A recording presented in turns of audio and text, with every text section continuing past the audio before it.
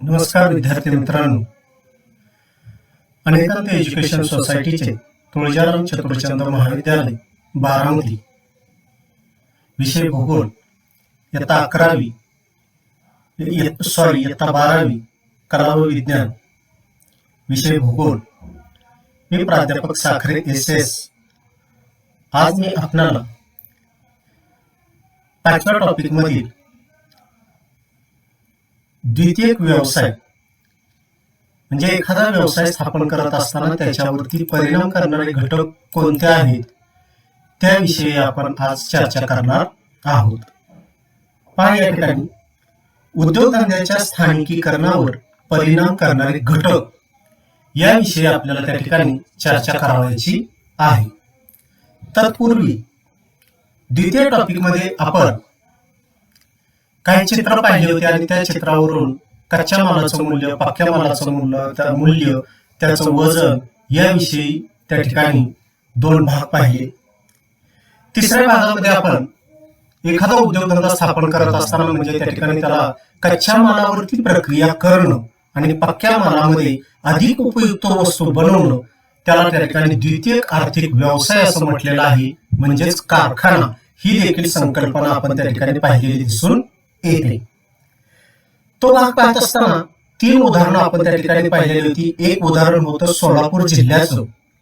त्या ठिकाणी एका व्यक्तीची ऊस तोड झाल्यानंतर कोणत्या साखर कारखान्याला ऊस पाठवायचा म्हणून त्या ठिकाणी वाहतुकीचा प्रश्न आणि ऊस तोडणी झाल्यानंतर 24 तासाच्या आत ऊसाचं गाळप होणं गरजेचं आहे त्याविषयी देखील आपण चर्चा केलेली दिसून येते। जर 24 तासाच्या आत गाळप नाही झालं तर त्याच्यातील सुक्रोजचे प्रमाण त्या ठिकाणी कमी होते आणि ऊसाचा उतारा त्या ठिकाणी घटतो, म्हणजे साखरेचं प्रमाण कमी होतं। त्याच्यानंतर बेकरी व्यवसाय नेमका कुठे स्थापन करायचा, तो शहरामध्ये केल्यानंतर त्या ठिकाणी कच्च्या मालाचं त्या ठिकाणी वाहतुकीचा प्रश्न मिटतो आणि तयार झालेल्या पक्का मालाला शहरामध्ये बाजारपेठ चांगली उपलब्ध होते। तोच संबंध आपण मध प्रक्रिया उद्योग हा देखील शहरामध्ये स्थापन केल्यानंतर शहरामध्ये चांगल्या प्रकारची बाजारपेठ त्या ठिकाणी ग्राहक उपलब्ध होऊ शकतो हा देखील एक भाग पाहिला। म्हणजे व्यवसाय नेमका कोणता, कोठे स्थापन करायचा, कच्चा माल, वाहतूक अनेक प्रश्न असतात आणि त्यावरती विचार करून त्या ठिकाणी एखादा उद्योगधंदा स्थापन करायचा आहे। समजा आपण ठरवलं की एक सर्वसाधारणपणे उद्योग आपल्याला स्थापन करायचा आहे, मग तो उद्योग स्थापन करायचं म्हटलं तर अनेक प्रश्न त्या ठिकाणी निर्माण होतात की त्या प्रश्नामध्ये प्रामुख्यानं काही असे घटक असतात की ते नैसर्गिक असतात, काही आर्थिक घटक असतात, काही राजकीय घटक असतात, काही इतर घटक असतात। तर या वेगवेगळ्या घटकांचा अभ्यास करीत असताना आज आपण हे उद्योगधंदा स्थापन करत असताना प्राकृतिक म्हणजेच भौगोलिक म्हणजेच नैसर्गिक जे घटक आहेत ते घटक कसे परिणाम करतात, म्हणजे नैसर्गिक म्हणजे निसर्ग आधारित, मग त्या ठिकाणी शेतीसारखा भाग असेल, पाण्यासारखा भाग असेल, पाणी पुरवठ्याचा भाग असेल, जागेची उपलब्धता त्या ठिकाणी असेल, भूरचना असेल, मग त्या ठिकाणी पर्वत पठारी मैदानी हा भाग त्या ठिकाणी आहे का, त्याचबरोबर हवामान त्या ठिकाणी कशा प्रकारचं आहे, खाणकाम उद्योग त्या ठिकाणी कसा विकसित झालेला आहे, खाणीमध्ये खनिजे सापडतात का, अशा प्रकारचे अनेक प्रश्न त्या ठिकाणी निर्माण होतात। आणि हे भौगोलिक घटक जर अनुकूल असतील तर उद्योगधंदे चांगल्या पद्धतीने चाललेले दिसून येतात आणि हे घटक जर प्रतिकूल असतील तर ते उद्योगधंदे डबघाई चाललेले दिसून येतात। जसं साखर कारखान्याचं उदाहरण येतं दिवाळीच्या टायमिंगला की हे कारखाने आजारी आहेत म्हणजे ते चालणार नाहीत असं देखील त्या ठिकाणी उल्लेख केलेला दिसून येतो। तशाच पद्धतीनं एखादा उद्योगधंदा स्थापन करत असताना कोणते घटक परिणाम करत असतात आणि त्या उद्योगधंद्याची प्राथमिक माहिती आपल्याला त्या ठिकाणी घेणं गरजेचं आहे। आता या ठिकाणी सर्वप्रथम उद्योगधंद्याची व्याख्या आपल्याला पाहणं गरजेचं आहे। उद्योगधंद्यावरती आधारित म्हणजे प्राकृतिक घटक असतील, आर्थिक घटक असतील, राजकीय घटक असतील, इतर घटक असतील, कोणताही प्रश्न 5 मार्काला 8 मार्काला जर विचारला तर सर्वप्रथम आपल्याला उद्योगधंद्याची व्याख्या त्या ठिकाणी मांडावी लागेल। म्हणून सर्वप्रथम आपण उद्योगधंद्याची व्याख्या पाहणार आहोत। काय आहे व्याख्या?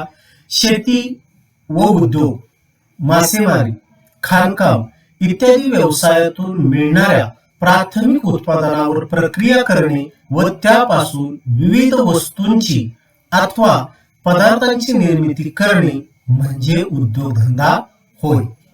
मागे देखील आपण पाहिलं की चौथ्या टॉपिक मध्ये प्राथमिक आर्थिक क्रिया आहे आणि ते प्राथमिक आर्थिक क्रिया शेती असेल, मासेमारी असेल, खाणकाम असेल, तर या प्राथमिक उद्योगावरती प्रक्रिया करणं गरजेचं आहे आणि ती केल्यानंतर त्याच्यापासून अधिक उपयुक्त वस्तू बनवायची आणि ती उपयुक्त पक्की वस्तू बनवणं याला म्हटलेलं आहे उद्योगधंदा. मग हा उद्योगधंदा पाहिल्यानंतर त्याच्यामध्ये कोणती उदाहरणं वगैरे त्या ठिकाणी येतात किंवा तो उद्योगधंद्याचा भाग म्हणजेच त्याला सर्वसाधारणपणे मागच्या भागामध्ये देखील आपण पाहिलं की कारखाना, तर तो भाग याच्याशी निगडीत आहे. पहा इथं काय म्हटलेलं आहे, द्वितीयक उद्योगधंदे हे प्रामुख्याने प्रक्रिया उत्पादने व बांधकाम याच्याशी संबंधित असतात. ज्या ठिकाणी कच्च्या मालाचे पक्क्या मालात रूपांतर केले जाते त्या ठिकाणच कारखाना असे म्हणतात. कारखाना ही संकल्पना आपण पाठीमागे देखील त्या ठिकाणी पाहिली की कच्च्या मालाचं पक्क्या मालात रूपांतर करणं याला कारखाना असं म्हटलेलं आहे. आणि द्वितीयक व्यवसाय प्रामुख्याने प्रक्रिया उत्पादने व बांधकाम याच्याशी निगडीत असलेले दिसून येतात. तो देखील आपण भाग त्या ठिकाणी पाहिलेला दिसून येतो. म्हणजेच कोणताही प्रश्न या ठिकाणी विचारला की उद्योगधंद्याच्या स्थानिकीकरणावर परिणाम करणारे प्राकृतिक घटक स्पष्ट करा, म्हणजेच नैसर्गिक घटक, म्हणजेच भौगोलिक घटक किंवा नंतर आर्थिक घटक, नंतर राजकीय घटक, तर ही उद्योगधंद्याची व्याख्या आणि कारखाना म्हणजे काय ही संकल्पना आपल्याला सर्वप्रथम स्पष्ट करणं गरजेचं आहे.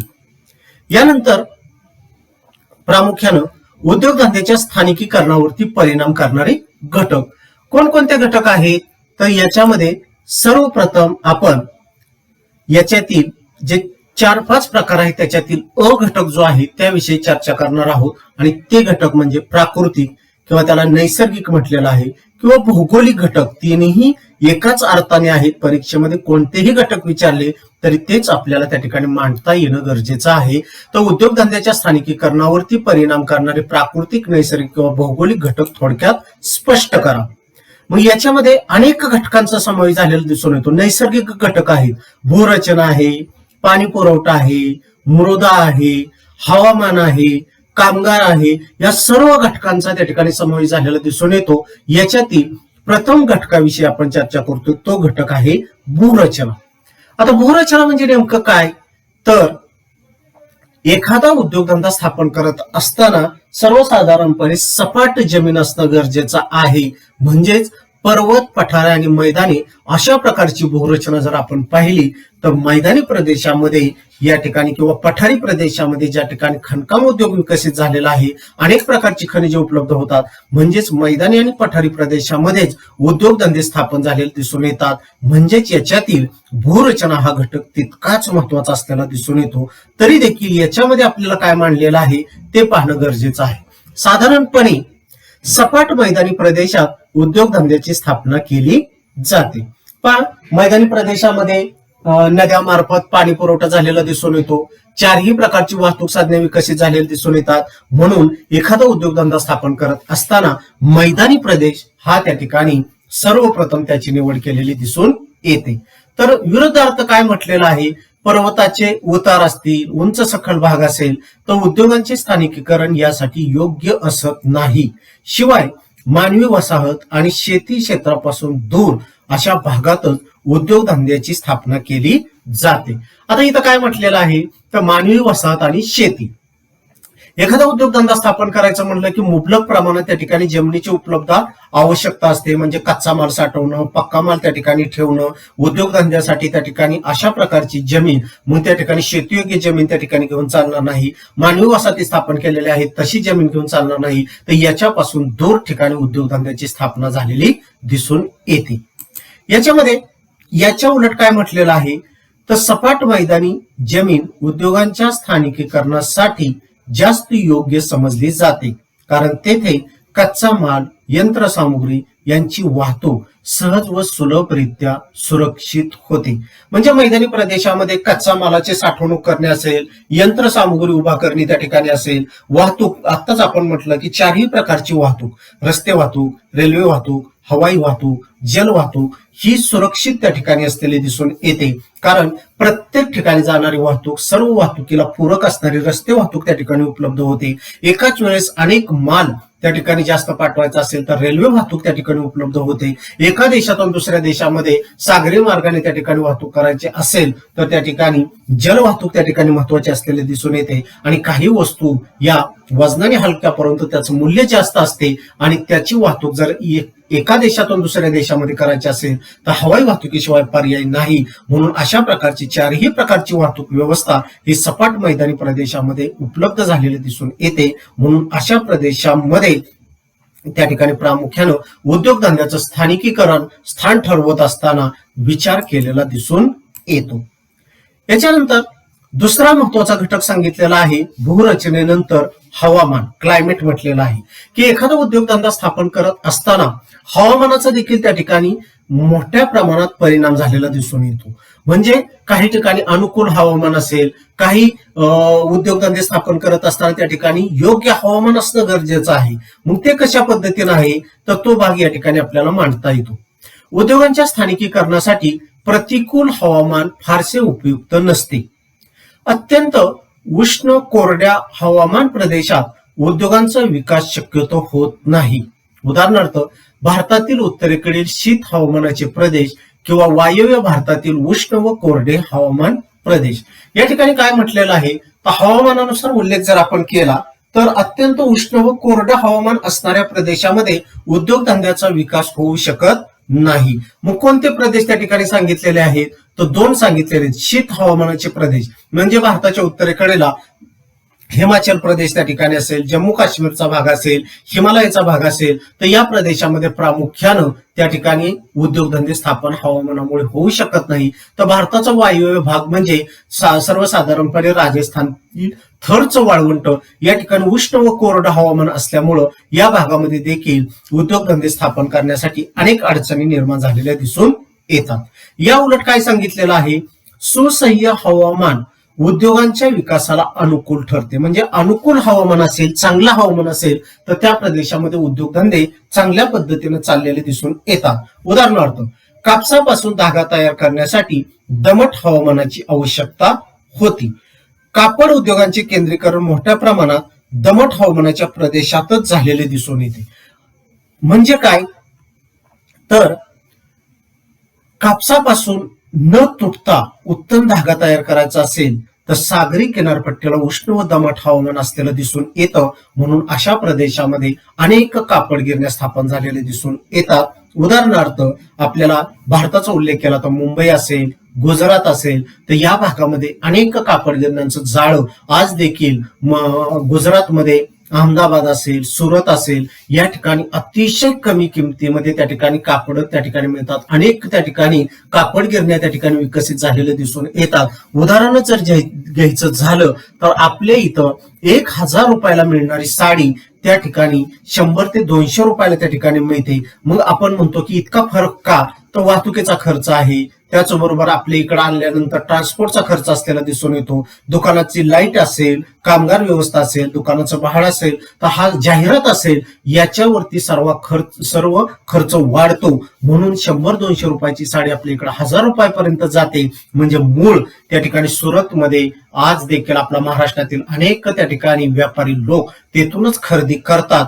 त्यामुळे त्या ठिकाणी त्याच्यामध्ये इन्कम देखील जास्त आहे हे आपल्याला लक्षात येतं. आणि उष्ण व दमट हवामानाचा उल्लेख केला तर मुंबई देखील सर्वात जास्त कापड गिरण्या होत्या. परंतु आज मात्र या ठिकाणी उद्योगांचं केंद्रीकरण त्या ठिकाणी झालेलं विकेंद्रीकरण झालेलं दिसून येतं. उदाहरणार्थ इथं दिलेले आहेत महाराष्ट्रात मुंबई, गुजरातमध्ये सुरत, अहमदाबाद आणि ब्रिटनमधील किनारपट्टी जवळ झालेले आढळते. ब्रिटनमधील मँचेस्टर हे जगप्रसिद्ध आहे. ही संकल्पना देखील आपल्याला समजून घेणं गरजेचं आहे. काही दिवस महाराष्ट्रात मुंबईला भारताचं मँचेस्टर म्हणून ओळखलं जात होतं. परंतु आज महाराष्ट्राचं मँचेस्टर म्हणून इचलकरंजी कोल्हापूर जिल्ह्यामध्ये त्याचा उल्लेख त्या ठिकाणी केला जातो. हा का केला जातो तर पहा ग्रेट ब्रिटनमध्ये मँचेस्टर नावाचं जे शहर आहे, या शहरामध्ये अनेक प्रकारच्या कापड गिरण्या म्हणून ते शहर प्रसिद्ध आहे. त्या ठिकाणी अटलांटिक महासागराची किनारपट्टी जी आहे, त्या किनारपट्टीला उष्ण व दमट हवामान आणि मोठ्या प्रमाणात कापड गिरण्यांचा उल्लेख झालेला दिसून येतो. म्हणून त्या ठिकाणी अनेक कापड गिरण्या आहेत. तेथील शहराचं नाव मँचेस्टर आणि अशाच प्रकारच्या कापड गिरण्या मुंबईमध्ये आहेत, गुजरातमध्ये आहेत. मुंबईमध्ये सर्वात जास्त होत्या म्हणून भारताचं मँचेस्टर म्हणून मुंबईला त्या ठिकाणी ओळखलं जातं. म्हणजे ब्रिटनमधील मँचेस्टर तर भारतातील मुंबई हे भारताचं मँचेस्टर. परंतु आज उष्ण व दमट हवामान त्या कंपनीमध्येच त्या ठिकाणी उपलब्ध केलेलं दिसून येतं. म्हणून सागरी किनारपट्टीलाच कापड गिरण्या असाव्या असं त्या ठिकाणी तो स्थान हा घटक त्या ठिकाणी आता विकेंद्रीकरण त्या ठिकाणी झालेलं दिसून येतं. म्हणून मुंबईमध्ये आता बोटावरती मोजण्या इतक्याच कापड गिरण्या राहिलेल्या आहेत. तर इचलकरंजीचा उल्लेख जर आपण केला कोल्हापूर जवळ, तर त्या ठिकाणी अनेक मोठ्या प्रमाणात कापड गिरण्या उपलब्ध झालेले दिसून येतात. त्या ठिकाणी गांधीनगर हे जर शहर पाहिलं तर त्या ठिकाणी प्रचंड मोठ्या प्रमाणात कापड गिरण्या, अनेक आपल्या भागातील लोक देखील त्या ठिकाणी खरेदीला व्यापारी त्या ठिकाणी जातात. म्हणजे आपल्या लक्षात येतं की इचलकरंजीमध्ये कृत्रिमरित्या उष्ण व दमट हवामानाची कंपनीमध्ये त्या ठिकाणी उपलब्धता केली जाते, त्यामुळे थोडाफार खर्च वाढतो. परंतु त्या ठिकाणी मोठ्या प्रमाणात आज कापड गिरण्या आहेत. म्हणून महाराष्ट्राचं मँचेस्टर इचलकरंजीचा उल्लेख केलेला दिसून येतो. अशा पद्धतीनं असं अनुकूल हवामान असेल तर त्या प्रदेशामध्ये उद्योगधंदे स्थापन झालेले दिसून येतात. तर उष्ण कोरडं हवामान असेल, शीत हवामान असेल तर असं प्रतिकूल हवामानाच्या प्रदेशामध्ये उद्योगधंदे स्थापन होऊ शकत नाहीत. म्हणजे हवामान हा घटक या ठिकाणी आपल्याला किती प्रभावी आहे उद्योगधंदा स्थापन करत असताना ते लक्षात आलेलं आपल्याला दिसून येतं. तसेच आता कोरड्या हवामानाच्या प्रदेशात कारखान्यात कृत्रिमरित्या दमटपणा अथवा हवामान निर्माण करणाऱ्या यंत्राचा उपयोग केला जातो. परंतु त्याच्या वापरामुळे उत्पादन खर्चात वाढ होते. आधुनिक काळात यामुळे हवामान घटक विशेष प्रभावी ठरत नाही. इथं भौगोलिक कारण परीक्षेमध्ये विचारलं जाऊ शकतं की अलीकडच्या काळामध्ये हवामान घटक विशेष प्रभावी ठरत नाही कापड गिरण्यांच्या बाबतीत. तर त्या ठिकाणी उष्ण कृत्रिमरित्या त्या ठिकाणी दमटपणा कंपनीमध्येच त्या ठिकाणी घेतलेला दिसून येतो. उत्पादन खर्चात थोडीफार वाढ होते. परंतु आता त्या ठिकाणी स्थान हा घटक त्या ठिकाणी महत्वाचा राहिलेला विशेष प्रभावी नाही, हे कारण आपल्याला त्या ठिकाणी सांगता येतं. म्हणजे हवामानाचा देखील परिणाम उद्योगधंद्याच्या स्थानिकीकरणावरती झालेला दिसून येतो. तिसरा घटक या ठिकाणी सांगितलेला आहे कच्च्या मालाची उपलब्धता.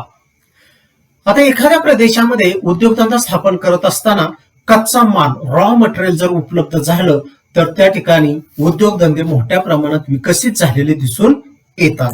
मग त्या ठिकाणी कोणत्या प्रकारचा कच्चा माल कशा प्रकारचा आहे तर त्याविषयी थोडीशी चर्चा मग या ठिकाणी आपल्याला साखर कारखान्याचं उद्योग त्या ठिकाणी उदाहरण घेता येतं. पहा, सर्वसाधारणपणे वजन घटणारे आणि नाशवंत वस्तू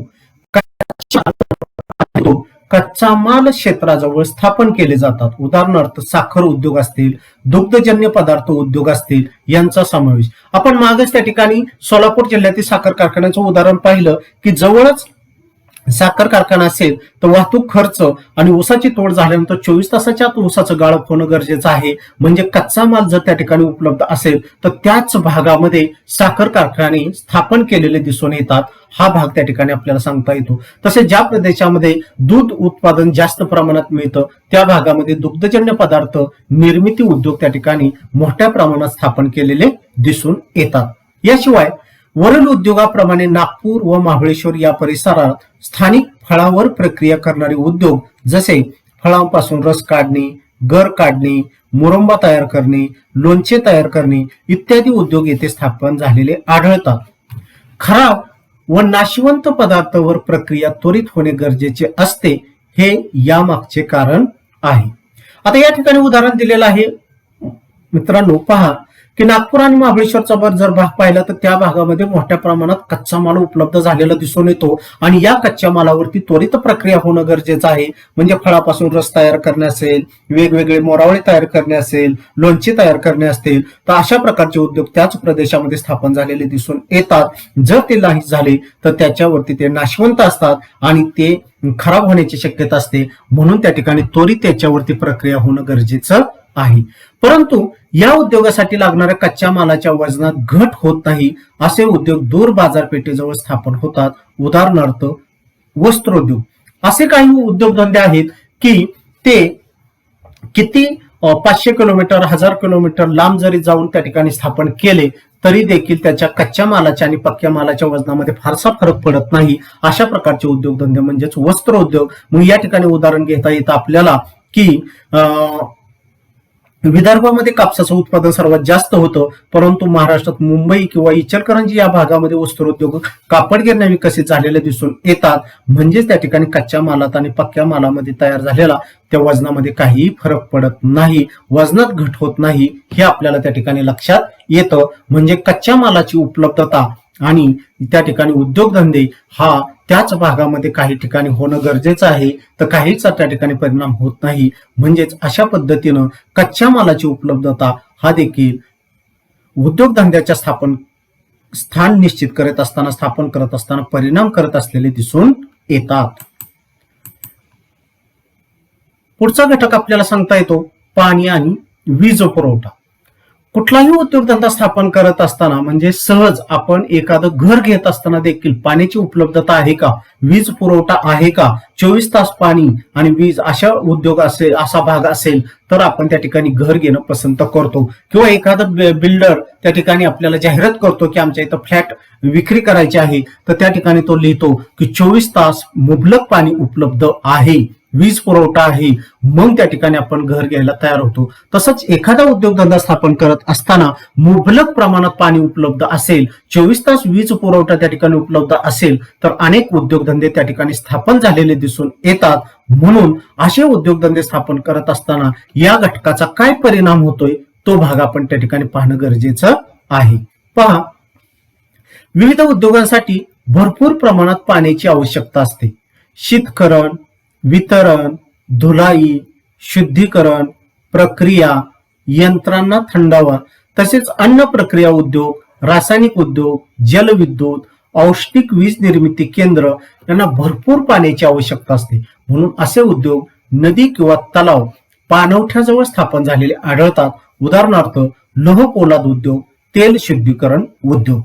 पहा, इथं अनेक उद्योगधंद्याचे वर्णन केलेलं दिसून येतं, उदाहरणे देखील दिलेली दिसून येतात की एखादा उद्योगधंदा स्थापन करत असताना त्याच्यामध्ये ते त्या ठिकाणी शीत त्या ठिकाणी थंड त्या ठिकाणी करणं गरजेचं आहे, त्या ठिकाणी धुलाई करणं त्या ठिकाणी गरजेचं आहे, स्वच्छ करणं गरजेचं आहे, शुद्धीकरण आहे, प्रक्रिया आहे, यंत्रांना थंडावा देणं त्या ठिकाणी आहे. अशा प्रकारचं त्या ठिकाणी प्रचंड मोठ्या प्रमाणात पाण्याची आवश्यकता असते. म्हणजेच याच्यामध्ये अन्न प्रक्रिया उद्योग, रासायनिक उद्योग, जलविद्युत, औष्णिक वीज निर्मिती केंद्र अशा प्रकारच्या उद्योगांना मोठ्या प्रमाणात पाण्याची आवश्यकता असते. म्हणून नदीच्या भागामध्ये किंवा तलावाच्या ठिकाणी, सरोवरांच्या ठिकाणी, कॅनलच्या किनारपट्टीला जसं आपल्या इथलं उदाहरण घेता येतं की सोमेश्वर सहकारी साखर कारखाना असेल, त्याचबरोबर माळेगाव सहकारी साखर कारखाना असेल, इकडे भवननगर सहकारी साखर कारखाना असेल, छत्रपती सहकारी साखर कारखाना, तर कॅनॉल मार्फत या साखर कारखान्याला प्रचंड मोठ्या प्रमाणात पाण्याची उपलब्धता करून दिलेली दिसून येते. म्हणून अशा किनारपट्टीला उद्योगधंदे स्थापन झालेले दिसून येतात. किंवा ज्यांना जास्त आवश्यकता आहे पाण्याची, लोहपोलाद उद्योग किंवा तेल शुद्धीकरण उद्योग, ते देखील नदीच्या किनारी किंवा पाण्याची उपलब्धता असणाऱ्या प्रदेशामध्ये स्थापन झालेले दिसून येतात. हे आपल्याला या ठिकाणी लक्षात येतं. त्याचबरोबर दगडी कोळसा, खनिज तेल, वीज हे कोणत्याही प्रकारच्या उद्योग चालवण्यासाठी अत्यावश्यक ऊर्जा स्रोत आहेत. यापैकी कोळसा जड आणि अवजड असल्याने त्याच्या खाण क्षेत्रात जवळच कोळशावर अवलंबित उद्योग स्थापित झालेले आहेत आढळतात. उदाहरणार्थ संयुक्त संस्थांच्या पूर्वेकडील लोह पोलाद उद्योग. इथं काय म्हटलेलं आहे तर प्रामुख्यानं लोह पोलाद उद्योग या ठिकाणी कोळसा हा जड व अवजड असल्याने त्या ठिकाणी त्याच प्रदेशामध्ये उद्योग स्थापन त्या ठिकाणी झालेले दिसून येतात. म्हणजे ज्या प्रदेशामध्ये दगडी कोळसा उपलब्ध आहे अशा प्रदेशामध्ये लोहपोलाद उद्योगधंदे स्थापन केल्यामुळे वाहतुकीचा खर्च, कच्चा माल वाहतूक करणं प्रचंड त्या ठिकाणी खर्च येऊ शकतो. म्हणून त्याच प्रदेशामध्ये असे उद्योगधंदे स्थापन झालेले दिसून येतात. म्हणजे दगडी कोळसा, खनिज तेल, वीज निर्मिती अशा प्रकारच्या उद्योगधंद्यांसाठी लागणारा ऊर्जा स्रोत हा कोळसा असणाऱ्या प्रदेशामध्ये उद्योगधंदे स्थापन झालेले दिसून येतात.